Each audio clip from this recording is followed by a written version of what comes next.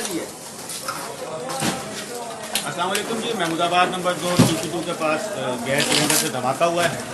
अभी तक अल्हम्दुलिल्लाह किसी जानी नुकसान की इत्तला नहीं है, लेकिन जख्मी शदीद हुए हैं। ये थोड़ा सा आगे मैं आपको नहीं भाई तो दिखाएं, मुझे बराबर वाला घर है। और ये दिखा दूँ आपको, जिस घर में हम खड़े हैं ये बराबर वाला घर है।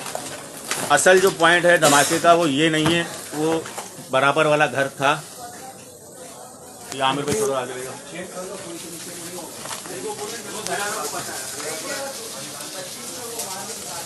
वही नहीं है ना,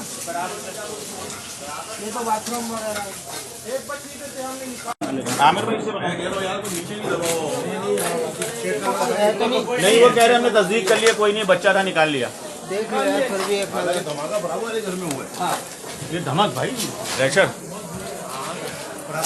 मैं बोल रहा हूँ नीचे नहीं दबाओ यार। वीडियो बना रहे हैं, क्लिप बना लो का। हमेशा से मैं पीछे खोलना है। ये